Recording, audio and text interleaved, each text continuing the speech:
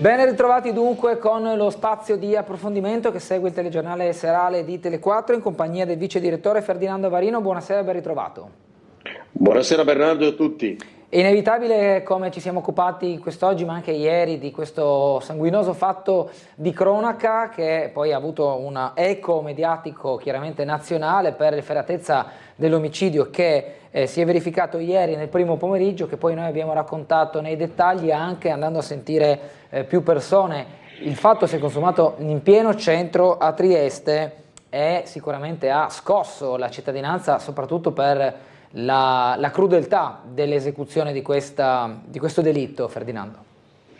Ma guarda, intanto va veramente un abbraccio da parte di tutti noi alla famiglia della signora Isabella. Immaginare questa tragedia che investe un'anziana, quindi poi questo merita un ragionamento a parte che faremo dopo. Immaginare, dicevo, che la figlia collegata da remoto e magari dobbiamo immaginare un rapporto di forte legame, di apprensione per la mamma, tanto che per qualsiasi condizione, oltre agli aiuti, si pensa e si predispone un sistema di videosorveglianza interno al quale la figlia da remoto può collegarsi per controllare che tutto vada bene a casa dell'anziana madre a Trieste, e che abbia visto la figlia da queste telecamere di fatto il delitto o abbia potuto ricostruire quanto avvenuto riavvolgendo il nastro di quelle immagini di videosorveglianza è agghiacciante. Certo ha consentito purtroppo, dobbiamo dire dopo quello che è accaduto, di assicurare alla giustizia la presunta assassina, che appunto oggi ha confessato, come abbiamo raccontato nel nostro telegiornale. Però è davvero mostruoso, ecco, pensare la corsa di sofferenza della figlia che ha visto tutto ciò attraverso i video della telecamera di videosorveglianza. E poi dicevo, è ancora più preoccupante perché noi dobbiamo immaginare che viviamo in una città in cui ci sono appunto molti anziani, sì, e credere, se così come sarà, perché dobbiamo aspettare ovviamente la ricostruzione delle indagini, c'è qualcuno che non solo con le truffe online, non solo con i tentativi di scippi e truffe magari anche a bordo strada, lo specchietto, altri tentativi che spesso investono proprio anziani, popolazione molto nutrita nella nostra città, ma c'è qualcuno che cerca in qualche maniera di abbarbicarsi, di conquistare la fiducia di alcuni anziani che si sa magari possano essere altipendenti o comunque particolarmente agiati, per poi arrivare all'obiettivo o di chiedere denaro o di derubarli. Ecco, se così dovesse essere, come pare da queste prime ricostruzioni, è davvero inquietante e preoccupante e deve mettere allerta molti anziani della nostra città, del come sia necessaria la costruzione di una rete di familiari, di persone, di amici che ben si conoscono, di non essere in un condominio di totali estranei come purtroppo può accadere nei tempi d'oggi, e come questa rete di protezione debba veramente prendersi cura dei più deboli e dei più esposti a truffe di questo tipo, a tentativi di truffa, di furto, di come lo vogliamo definire. L'idea, ripeto, che se davvero dovesse essere poi confermata, che c'è un tentativo praticamente di avvicinarsi alla vittima perché sappiamo che è particolarmente danarosa e quindi con un obiettivo preciso che è quello del raggiro, poi purtroppo come avete visto è finito male perché tutt'altro che sbadata era la signora Isabella, e questo deve farci preoccupare molto per quanto riguarda la situazione e la condizione di altri anziani nella nostra città. Ed è poi anche un argomento che abbiamo affrontato questa mattina con il nuovo questore. Benché certo, le indagini siano state svolte ed eseguite anche in maniera molto rapida e molto efficiente dai carabinieri, la squadra mobile della questura comunque è sul campo per campagne di sensibilizzazione rivolte proprio agli anziani, alle persone sole, alle persone più fragili, con il tentativo di allertare tutti e mettere in guardia circa le prime avvisaglie di una possibile truffa, di chi si presenta con modi gentili però rimane un estraneo, di chi telefona e insiste per avere un incontro dal vivo. Non solo, poi Bernardo, con Fredella, il questore Fredella, abbiamo anche affrontato il tema delle truffe digitali, chi camuffa la voce, la rende sempre più simile a quella di un familiare, certo. no, e quello è impressionante, poi ci dobbiamo mettere pure l'intelligenza artificiale, Esatto, no, che esatto. interviene anche sul fronte delle truffe affinandole ulteriormente, questo è molto più preoccupante.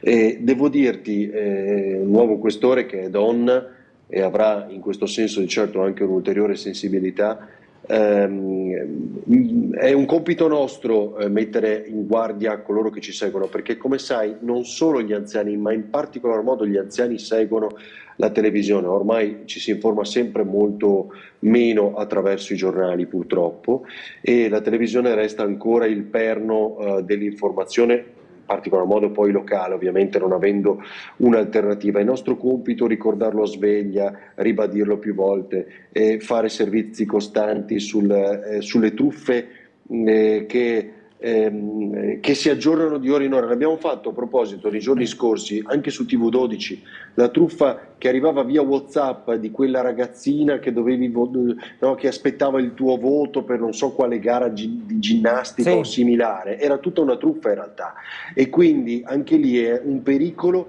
perché quante volte girano simili concorsi attraverso i social veri. Adesso su qualcosa di vero o verosimile stiamo costruendo una truffa che quindi può coinvolgere tutti noi, e quindi ti arriva via WhatsApp da amici, parenti e via dicendo. Quindi abbiamo raccontato qualcosa di simile proprio solo negli ultimi giorni. Questo per dire che bisogna stare allerta sempre, quindi quando c'è un episodio di questo genere raccontarlo nei nostri telegiornali a sveglia o dovunque vogliamo, proprio perché sia subito acceso un campanello d'allarme tra coloro che ci seguono, e ripeto, molti sono anziani, quindi ancora più esposti. E lo faremo, come hai detto tu, sia nelle nostre trasmissioni che nel corso del telegiornale, come un campanello d'allarme a cui prestare sempre molta attenzione. Parliamo anche di un altro argomento molto attuale, anche se ampliamo quello che è il raggio d'azione, perché oggi il Presidente delle Regioni Massimiliano Fedriga è tornato a parlare sul discorso dei dazi che gli Stati Uniti sono intenzionati ad applicare nei confronti anche dell'Europa, dopo averli già aperti nei confronti di altri paesi extraeuropei. Questo mette in allarme diverse aziende, perché sappiamo come il Friuli Venezia Giulia, in particolare in Italia, ha un forte export verso l'estero e gli Stati Uniti sono un mercato molto importante.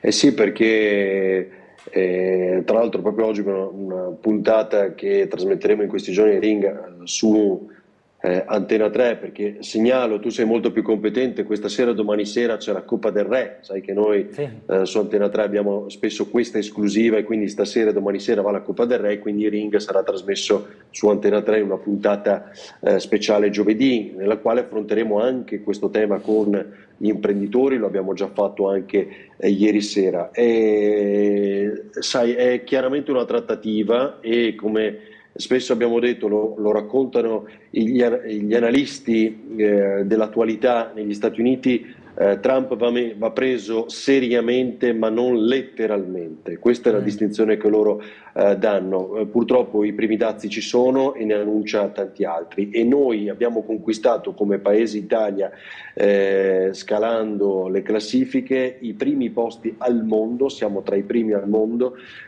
anche prima di altri grandi paesi come il Giappone, per quanto riguarda la bilancia delle esportazioni. E quindi, esempio, un prodotto che vendevamo negli Stati Uniti, conquistando esempio il prosecco qui a Treviso o il vino comunque del nostro Collio, e pensare che costi il 25% in più negli Stati Uniti, comprarlo negli Stati Uniti, perché arriva dall'Italia, perché arriva dall'Europa, e perché l'obiettivo è scoraggiare gli americani di comprare non americano e convincere gli europei, quindi gli italiani, a spostare la propria produzione in America, quindi aprire un capannone in America, assumere in America. Questo è il concetto, l'obiettivo essenzialmente di Trump. Cosa porta? Per esempio Illy, abbiamo letto in queste ore, a dire sono pronto a spostare una parte della produzione negli Stati Uniti, perché altrimenti il suo prodotto costa il 25% immediatamente in più negli Stati Uniti e quindi può perdere quote di mercato, Chiaro. così come altre imprese. E questo è il problema. E allora cosa facciamo noi? Per le imprese che vogliamo trattenere facciamo il 25% di dazi se se ne vanno e quindi se vogliono vendere in Europa, cioè un'azienda che magari è nostra e si sposta negli Stati Uniti per rivendere da noi deve pagare il 25% in più, oppure poniamo il 25% di dazi alle imprese americane che comunque di manifattura hanno poco o nulla e hanno soprattutto big tech. Ecco, già manco se riusciamo a colpire le big tech in Europa, figuriamoci in Italia, cioè i grandi social network, le grandi aziende della ipertecnologia che per ora sono tutte concentrate essenzialmente in America, al massimo in Cina. E quindi come ci possiamo difendere? Se noi mettiamo dei controdazi ai dazi tutto esplode. L'obiettivo è che questo sia una mediazione probabilmente per altri piani di commercio o di politica estera che Trump sta realmente trattando in maniera sotterranea. Semplifico. Ipotizziamo che, avendoci detto ormai Europa vi difendete da sola, non ci pensa più gli Stati Uniti, voglia ottenere realmente questo obiettivo. Ma questo obiettivo come lo ottiene Trump? Imponendoci il piano che oggi vuole l'Europa di riarmo, e questo riarmo lo facciamo comprando meno da Leonardo, cioè Italia, ma più da Stati Uniti. Spesso compriamo nel armare gli eserciti europei il 65% di queste mezzi, armi o quello che è proprio dagli Stati Uniti, e quindi in qualche maniera è sempre una partita di giro. Ci dice: vi metto i dazi, vi arrangiate oppure vi arrangiate veramente nel fare la difesa europea. Bene, ci arrangiamo veramente nel fare la difesa europea, allora non vi metto i dazi, però poi dobbiamo comunque comprare dagli Stati Uniti. È veramente un mondo folle. È chiaro che prima di tutto è un imprenditore, e così va trattato, secondo me, Donald Trump. Che poi molti analisti in queste ore, in questi giorni, parlavano proprio di mosse, come hai detto tu, che sono partite di giro, che hanno l'obiettivo di fare in modo che gli altri paesi extra Stati Uniti comprino il debito pubblico degli Stati Uniti, che a sua volta invece è ripartito in maniera miliardaria soprattutto su paesi come la Cina, che quindi hanno un potere, diciamo, tengono però per il cappio Donald Trump, perché il presidente adesso è lui, e quindi diciamo che diventa anche sempre un avere in ostaggio qualcuno, ecco. Hai toccato un tema centrale, perché il vero problema per Donald Trump e l'America ancora una volta è la Cina, con la quale continuerà a fare accordi commerciali. Questo è inevitabile. Certo. Perché poi, ripeto, è il commercio che muove il mondo, e speriamo che continui a essere il commercio, non una guerra dei dazi che può precludere a guerre non solo commerciali, ecco, no? In futuro. Questa è la preoccupazione per tutti.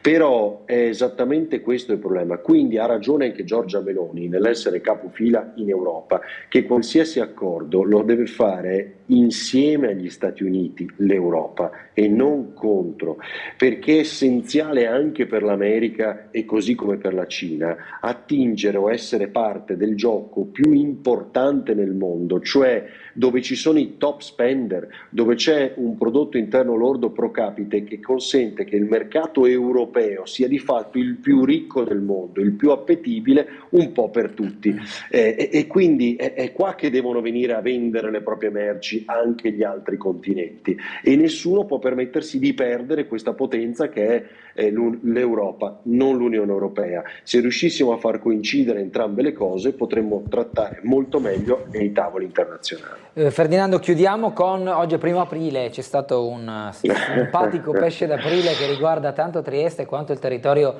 del Friuli, toccando... Si unisce alle nostre televisioni. Esatto, si uniscono alle nostre televisioni, tanto Tele4 quanto TV12, soprattutto su un elemento distintivo di Trieste, che è la barcolana. E tra l'altro ho sentito il servizio, era tutto all'oscuro del presidente Mitja Gialovic, cioè nel senso che è stato uno scherzo che la barcolana ha subito in parte, però in realtà quella bandiera è sul pennone della società velica, o è un fotomontaggio? Non l'ho ancora capito. Penso che non fosse proprio la bandiera ufficiale, diciamo così, però No, uno scherzo fatto bene. Quindi comunque abbiamo scoperto che la Barcolana conquista i territori del Friuli, questo è molto interessante.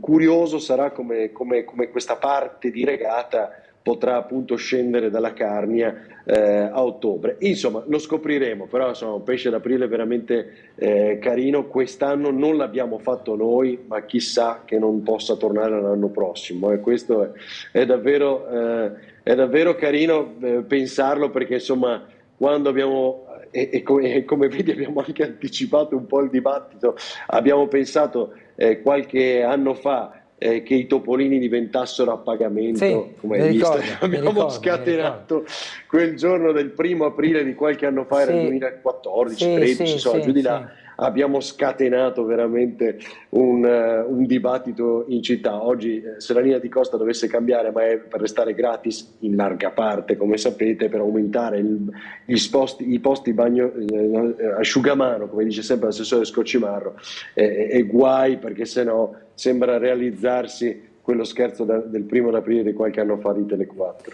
Dobbiamo chiudere, grazie a Ferdinando Varino. Grazie a voi tutti, buona serata. Buona serata a te, buona serata a tutti i telespettatori, grazie per averci seguiti, arrivederci.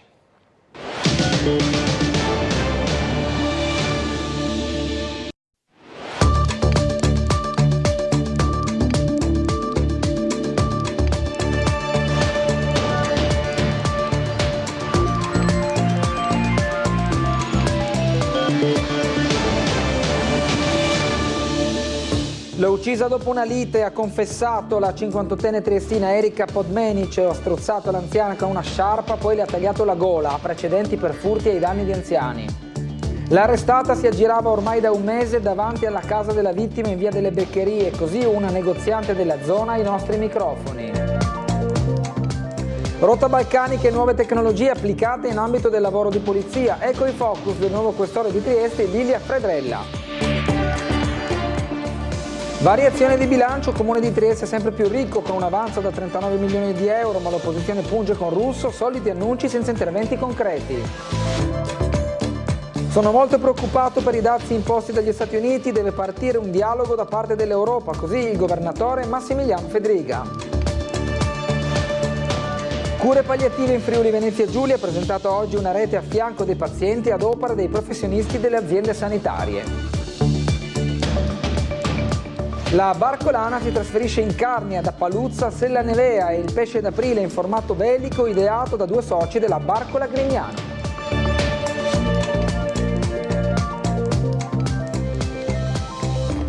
Telespettatori di Tele4, buonasera e bentrovati con una nuova edizione del nostro telegiornale. È in carcere con l'accusa di omicidio volontario la 58enne triestina Erika Podmenic, arrestata ieri poco dopo il rinvenimento del cadavere dell'89enne Isabella Tregnaghi. La pensionata trovata morta con la gola tagliata nel suo appartamento nella zona del ghetto di Trieste. Sentiamo.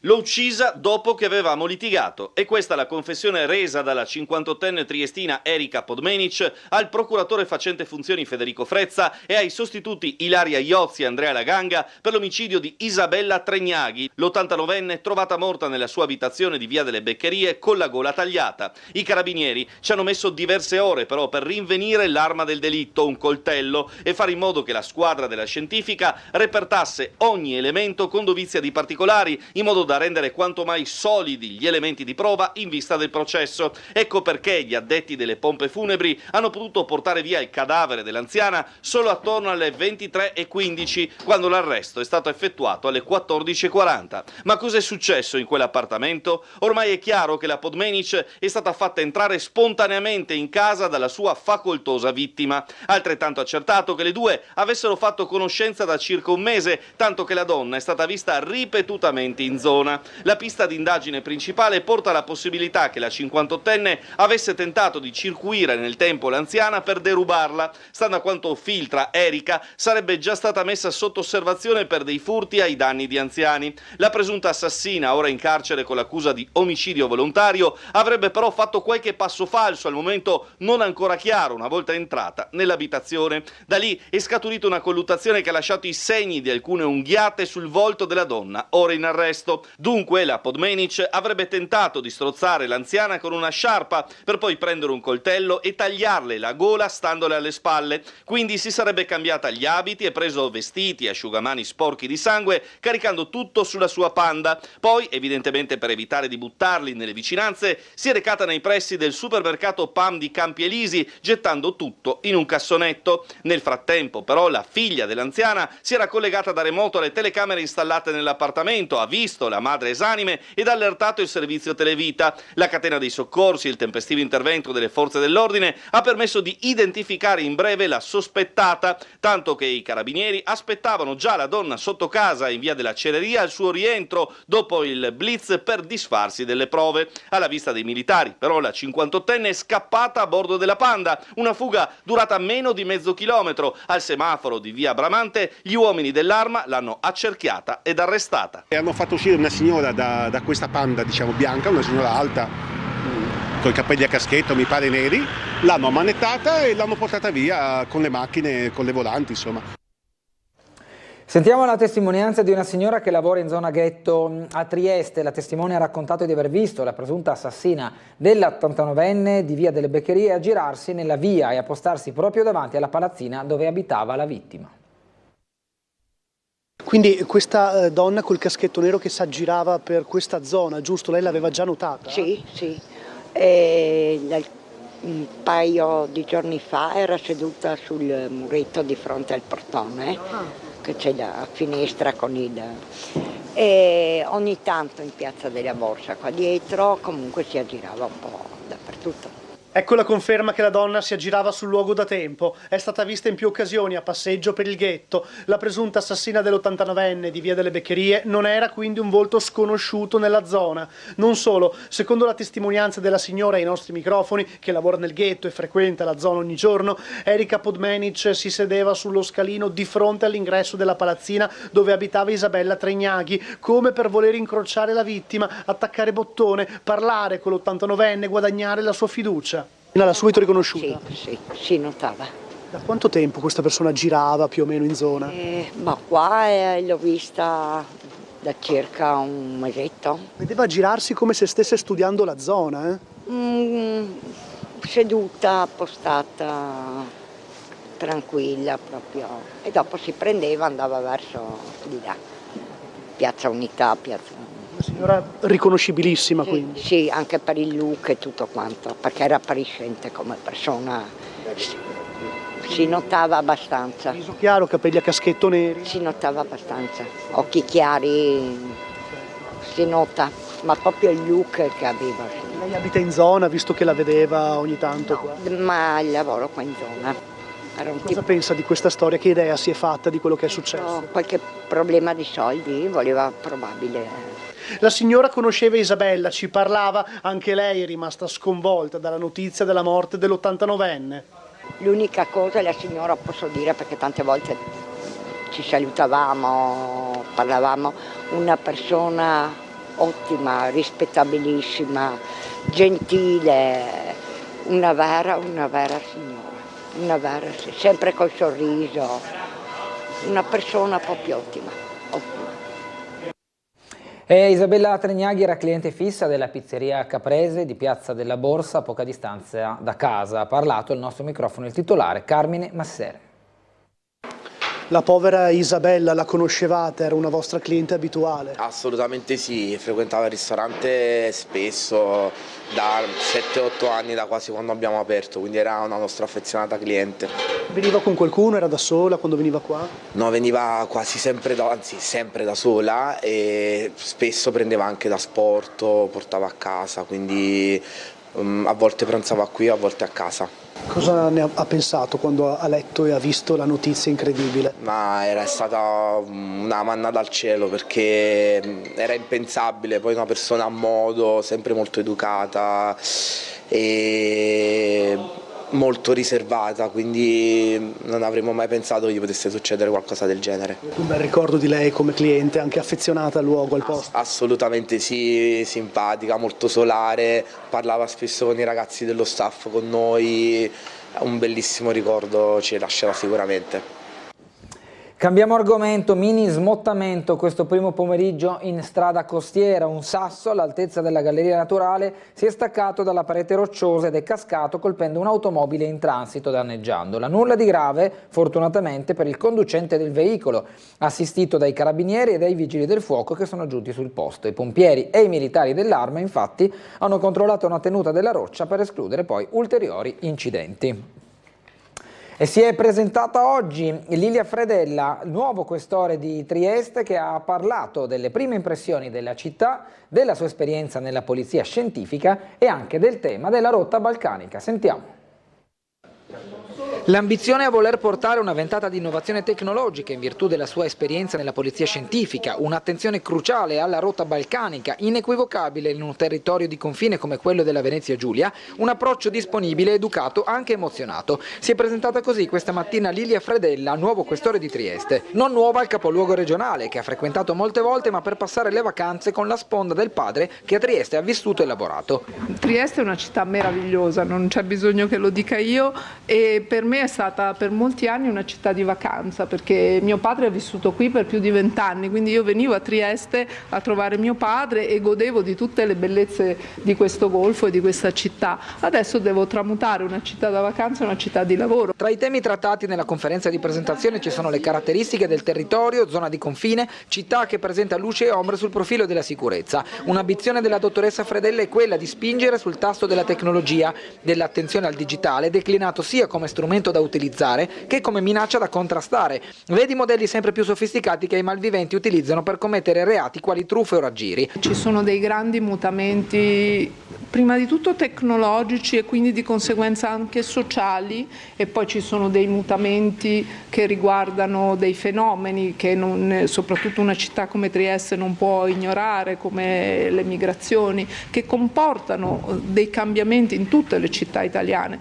Certamente Trieste non può fare eccezione a questo fatto, anche se io non so, le indagini sono in corso, mi pare che l'omicidio di ieri nasca in un contesto, diciamo, che non voglio dire può succedere a Trieste come a Treviso, come a Roma, però forse potrebbe anche essere così. Fredella ha poi lodato il lavoro di una collega, l'antropologa forense Cristina Cattaneo, recentemente coinvolta nel caso Resinovic. E la professoressa Cattaneo la conosco piuttosto bene perché ho lavorato anche a Milano parecchi anni, e lei e il Labanov sono tra le eccellenze sicuramente che l'Italia può vantare in quel settore specifico. Se c'è qualche cosa da trovare, la professoressa Cattaneo lo troverà sicuramente. Il Consiglio Comunale ha approvato ieri la variazione di bilancio da 39 milioni di euro totali fra conto capitale e spesa corrente, fondi per sociale, sport e scuole. C'è una grossa quota per i progetti in partnership con il privato. Ieri in Consiglio Comunale è stata approvata la variazione di bilancio portata in aula dall'assessore Everest Bertoli, quasi 39 milioni di euro fra spesa corrente e conto capitale ricavati dall'avanzo vincolato dell'esercizio 2024 e una parte ricavata dalla previsione di maggiori entrate correnti. Soldi che il titolare del bilancio afferma saranno utilizzati su diverse poste, dalle politiche sociali ad eventi primaverili, passando per la preparazione della stagione balneare, ma anche per interventi di manutenzione. Quasi 39 milioni di euro, di cui 5 milioni in corrente per finanziare il sociale, ma anche per esempio per permettere l'avvio della stagione marina ai Topolini e negli altri bagni nostri pubblici. Dei 34 milioni circa in conto capitale, quasi la metà hanno sopra la dicitura Project Financing, dove spiccano 10 milioni per il partenariato col privato per la ex fabbrica macchine di Sant'Andrea.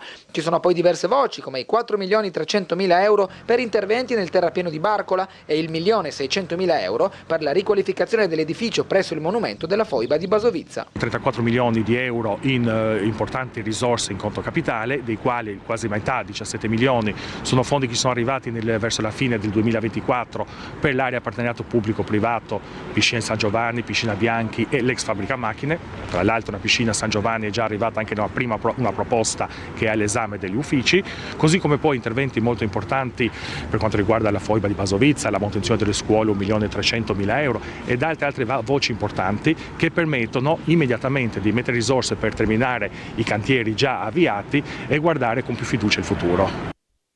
E sentiamo ora le versioni di alcuni consiglieri comunali sentiti oggi proprio riguardo la variazione di bilancio. Se della maggioranza ci sono diversi spunti proprio su poste puntuali, come abbiamo sentito dall'assessore Bertoli, da parte dell'opposizione invece sono arrivate alcune critiche.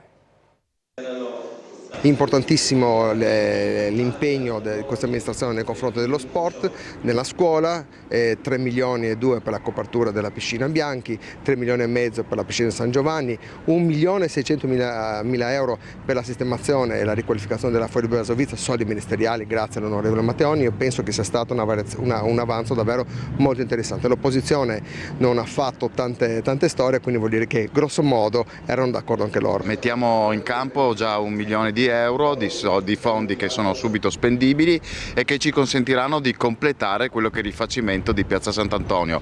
Oggi abbiamo già i cantieri per quanto riguarda i lati e andiamo a riqualificare anche la parte di fronte e dopo faremo un ragionamento sulla piazza che comunque, come Forza Italia ha voluto, sarà tenuta, non sarà alterata ma sarà chiaramente migliorata, quindi un importante intervento per il centro cittadino che avrà un ulteriore sito dal punto di vista turistico urbanistico di pregio. Il timore è come sempre che siano annunci. I cittadini ormai a Trieste hanno imparato che ci sono molti rendering a Trieste, molte conferenze stampa, ma poi i soldi ad esempio ieri sono stati messi su Sant'Antonio, che è un progetto vecchio credo di almeno 10 anni.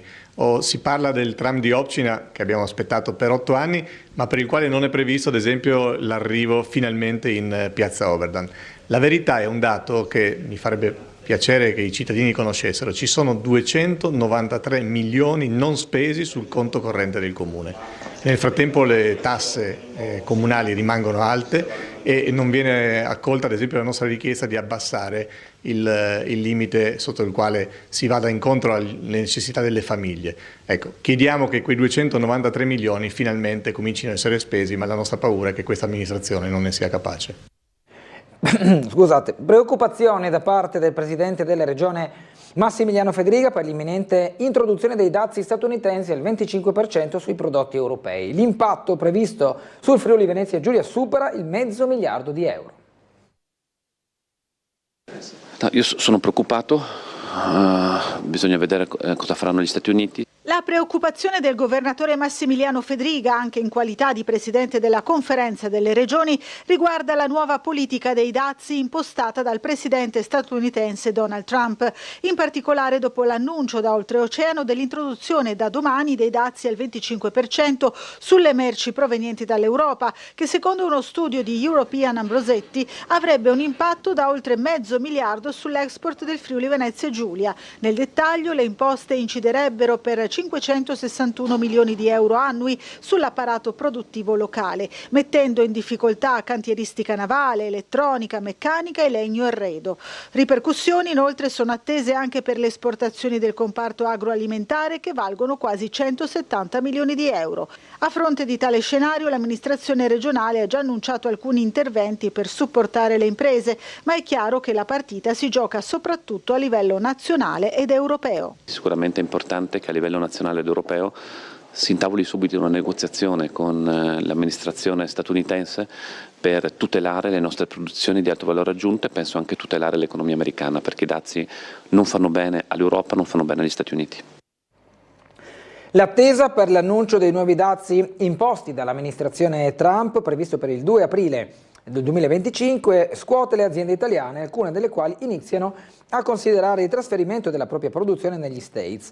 Tra queste c'è Illy Caffè, che ha dichiarato di non escludere il trasferimento di una parte della produzione proprio negli Stati Uniti. Stiamo facendo scouting e valutazioni per capire se una parte dei prodotti destinati al mercato americano possa essere realizzata direttamente negli Stati Uniti. Speriamo non sia necessario, ma siamo tutti con il fiato sospeso per capire se i dazi colpiranno anche il caffè. Ha dichiarato l'amministratrice delegata Cristina Scocchia, come riportato dall'ANSA. Una scelta che potrebbe rivelarsi obbligata, considerando che gli Stati Uniti rappresentano il 20% dell'export di Illy Caffè, posizionandosi come secondo mercato per fatturato subito dopo l'Italia. Al momento l'introduzione dei dazi e il loro eventuale impatto sul settore del caffè restano incerti, ma se dovessero essere applicati non saranno facili da gestire. Ha sottolineato Scocchia, Illy Caffè non è l'unica azienda italiana a valutare uno spostamento della produzione. Tra le altre realtà industriali che stanno considerando questa opzione ci sono anche Stellantis e Prisma. Ci fermiamo ora per qualche minuto di pubblicità, torneremo tra poco con altri servizi.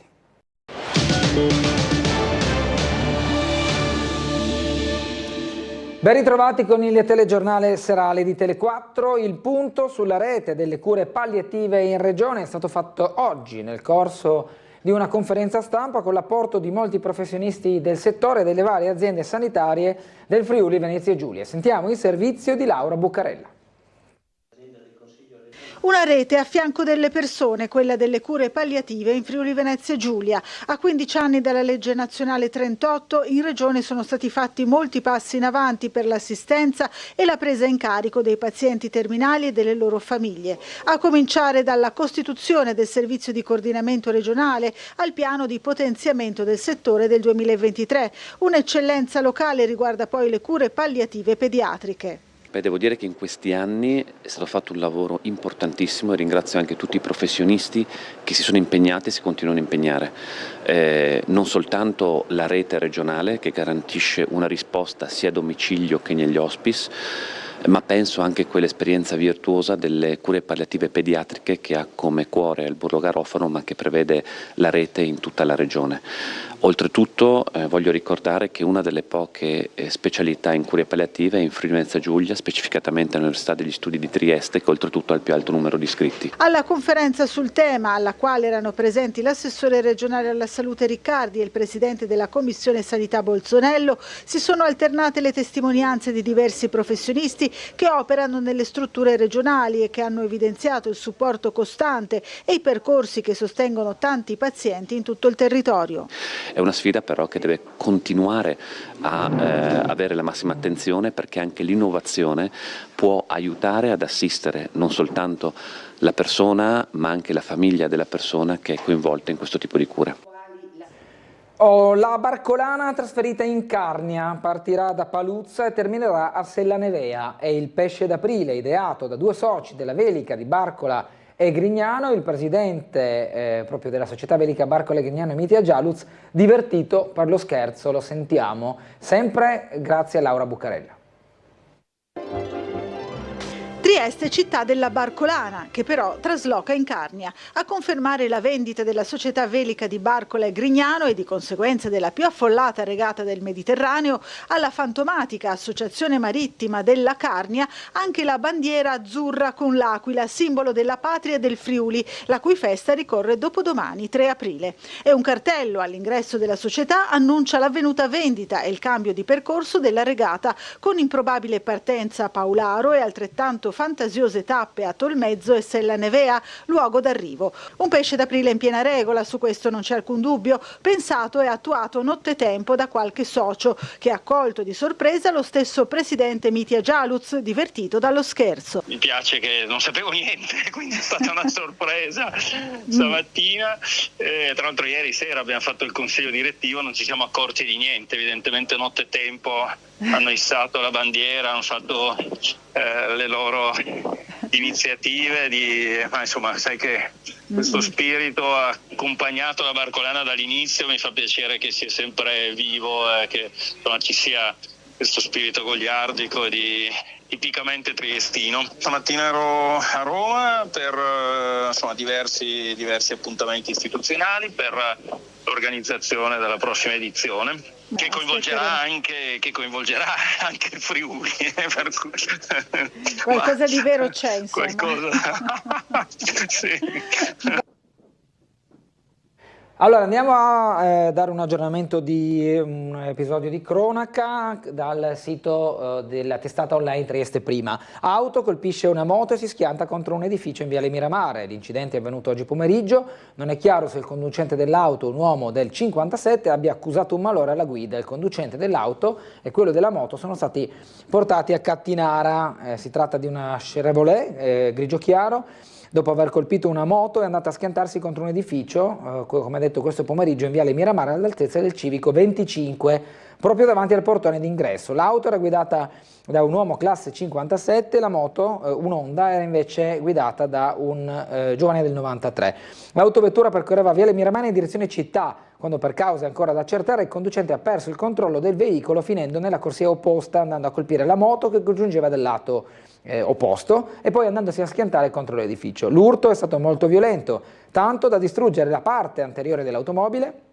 Il traffico ha subito rallentamenti sul posto, oltre ai sanitari del 118, anche la polizia locale. Dalla foto abbiamo visto proprio l'impatto dell'auto sul muro dell'edificio. Andiamo alla pagina della cultura. Il Teatro Stabile Sloveno ha presentato questa mattina lo spettacolo che chiude la stagione 2024-2025, Mička, la figlia del sindaco, il testo di Tomáš Linhart, è la prima commedia mai pubblicata in lingua slovena.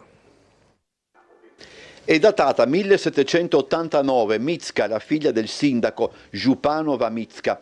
Scritto da Tomáš Linhart, è il primo testo mai pubblicato in lingua slovena ed è tratto a sua volta da un testo tedesco di Feldmühle. La storia è semplice, racconta di una giovane fidanzata con un ragazzo del villaggio, tentata dalle promesse di un vanaglorioso nobile. Il regista Vito Taufer, radici sul Carso, ha deciso di ambientare la vicenda in un villaggio che potrebbe essere Santa Croce e in un periodo che grosso modo corrisponde agli anni 50 del secolo scorso, in una ridda di pene d'amore contrappuntate da un caleidoscopio di lingue e dialetti. Per dire, i protagonisti parlano nei dialetti carsolini, c'è una turista tedesca, il cascamorto di turno, Casabella, si esprime in italiano. Le strade della vita sono sempre molto interessanti. La mia appunto passa dalla Slovenia per ritornare in Italia in un teatro sloveno. Penso che cosa più complicata non ci sia.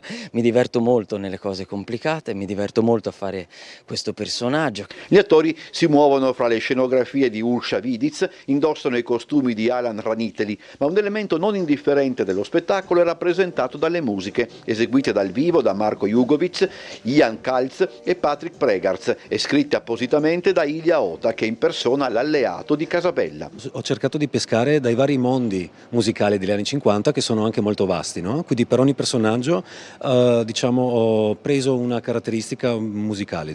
Protagonisti Tina Gunzek, Franco Korosek e Matej Zemlic, volto notissimo del cinema e delle fiction slovene. In scena anche Nikla Petruška Panicon e Primož Forte. Repliche dal 4 al 13 aprile, lunedì 14 aprile al Kulturni Center Bratus di Gorizia.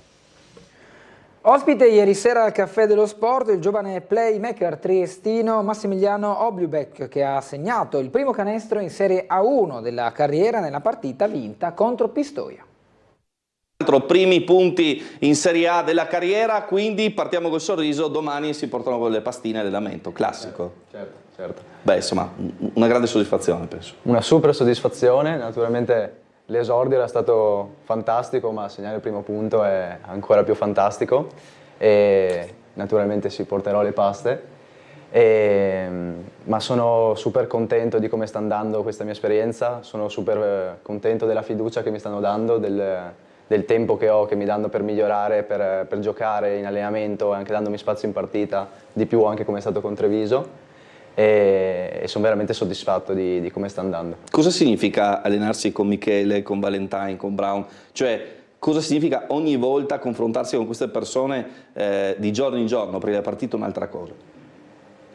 È una sensazione incredibile, perché oltre ad essere dei giocatori incredibili sono delle persone fantastiche, cioè non solo ti confronti con loro, cioè li marchi, provi ad attaccarli, ma allo stesso tempo ti dicono la parola giusta, ti danno un consiglio, ti dicono magari questa volta muoviti di più, questa volta fai meno quella cosa, e quindi quello è impagabile, perché è molto più che che allenarsi tutto il tempo, è esperienza pura. Esordire in A1 da playmaker è da un certo punto di vista anche più difficile perché hai la squadra in mano. Beh, naturalmente il coach, come si aspetta da un playmaker di Serie A, chiede che ci sia ritmo, che ci sia sostanza, che appunto le giocate vengano chiamate, gli schemi vengano chiamati in modo che tutti i componenti della squadra possano sentirli, essere pronti e governare la squadra in modo che sia giustamente posta in campo. E poi naturalmente penso che la roba principale sia l'atteggiamento, perché per giocare appunto a un livello così alto devi avere atteggiamento, devi cercare di stare in campo e pensare di essere all'altezza, essere all'altezza. Devi crederci. Devi crederci e spingere ad essere là, quindi penso... E complimenti a questo giovane triestino della palla a spicchi. Noi abbiamo terminato qui il telegiornale, vi anticipo gli ospiti di domani mattina a Sveglia Trieste, saranno presenti il dottor Dino Cafagna, esperto di storia e cultura triestina, dalle 9 alle 10, prima però dalle 8 alle 9 il consigliere regionale dei Fratelli d'Italia Claudio Giacomelli. È tutto per il telegiornale, rimanete con noi, tra poco l'approfondimento delle notizie di attualità con il vice direttore Ferdinando Avarino.